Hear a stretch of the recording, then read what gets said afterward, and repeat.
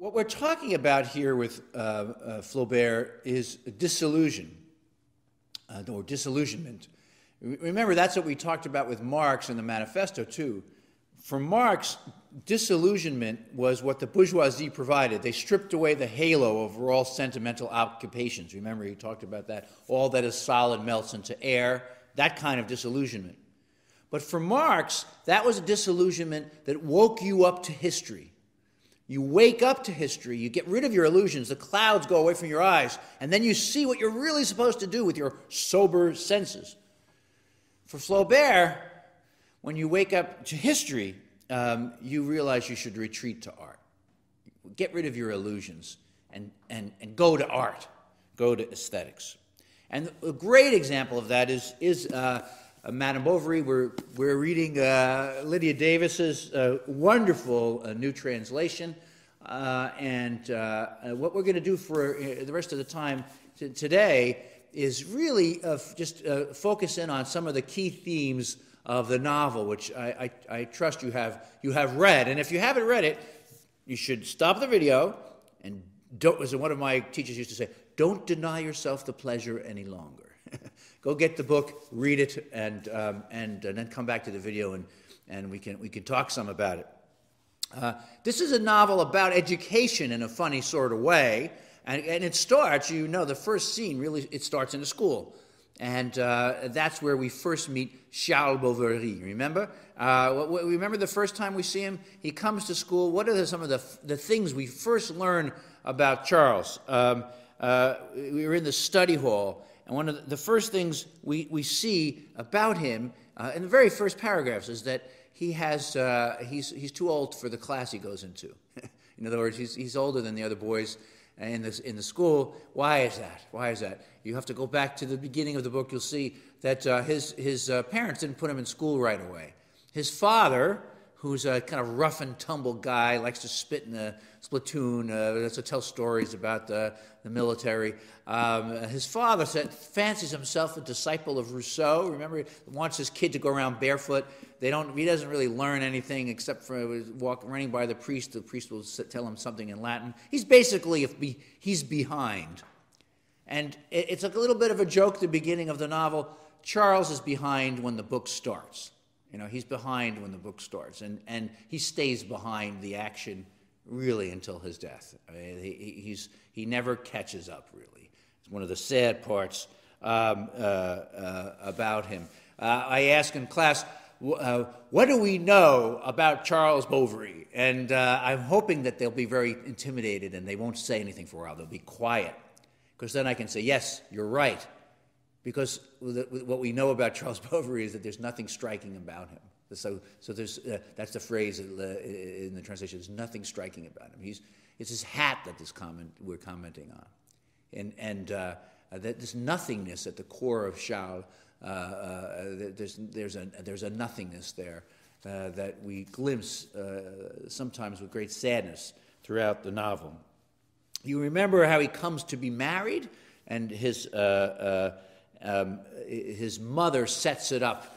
His mother, the good Mère Bovary, she finds Madame Dubuc. Remember, Madame Dubuc. She is an older woman who is an older woman who is got, they think, money coming in every month. She's scrawny, as she's described. Her face is dotted with pimples, like a meadow is dotted with flowers, and she's altogether unpleasant. But she's got money coming in, and Flaubert wants us to see that that's what matters to people in the country. That she is going to, or so it seems, she is going to be the person who gives Charles the security he should have. Here on page 10 of the edition we're using, Lydia Davis talks about it this way: although she was ugly, thin as a lath, as thick with pimples as the spring is with buds. Madame de Buc certainly had no lack of suitors to choose from. To achieve her ends, Mère Bovary was obliged to supplant them all, and she very skillfully foiled even the intrigues of a pork butcher favored by the clergy. So you see here the dynamics of a small village, right? There's this widow who's got some money, people think, and everybody's trying to even though she's not attractive, to put it mildly, people are trying to match up with her, and the pork butcher, is being pushed forward by the clergy. But Mère Bovary comes along and makes sure that Charles marries her, and Charles learns in his first marriage how awful things can be, really. How awful things can be. Until, as fate would have it, he's summoned to a farm to fix the broken leg of Monsieur Rouault, who is Emma's father. And then we first meet Emma. And I think it's important that to pay attention to the places where we first meet characters in a novel, like novels of real value, like Madame Bovary. And we first see Emma. Remember, she's called to sew. And if you think back, what do we know about her sewing? Well, page 13 in the novel, she's not very good at it. She's probably not very practiced at sewing. She keeps pricking her fingers. And it's not an accident, because this is a very sensual novel. The author puts it this way: she was long time finding her needle case, and her father grew impatient. We're talking about Emma. She said nothing in response, but as she sewed, she kept pricking her fingers, which she then raised to her mouth to suck. And you can see Charles Bovary's desires beginning to be stimulated as she puts her fingers in her mouth. And later on in the early scenes, she takes, remember, a glass of brandy. She gives Charles a glass of brandy. She's kind of giggling, and she takes just the tiniest little bit. And as Flaubert tells us, she well, let me just read it to you, but rather than try to summarize it, on page 19, she's got her bare shoulders out. She's a little sweaty on page 19 at the bottom of the page. As was the fashion in the country, she offered him something to drink. He refused, Charles did. She insisted, and finally invited him, laughing, to have a glass of liqueur with her. So she went to get a bottle of curaçao from the cupboard, took down 2 small glasses, filled one to the rim for Charles, poured almost nothing in the other, and having touched it to his, raised it to her mouth. As it was almost empty, she leaned back to drink, and with her head back, her lips thrust out, her neck tense, she laughed at feeling nothing. While the tip of her tongue, passing between her delicate teeth, licked with little stabs at the bottom of the glass. Charles has been married to Madame de Buc. You can imagine he's going crazy. I mean, this is another world, the world of beauty for Charles, the world of sensuality, and as luck would have it, he thinks at first, Madame de Buc dies rather suddenly after discovering she didn't have any money really to begin with. It had been stolen long ago.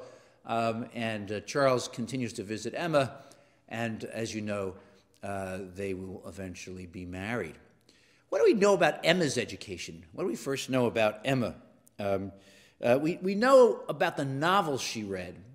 And this is important for Flaubert because she's attracted to romantic novels, Paul et Virginie. She's attracted to fantasy. She's attracted to the kind of rhetoric that one would have found in the 1830s with big seas and skies full of stars and ladies swooning and knights in shining armor. As it says once in the novel, she was deep in Scott. That is Sir Walter Scott. She was a romantic in her reading, and she's at a convent school, and even there she's attracted to religion because of its romance. She likes the incense.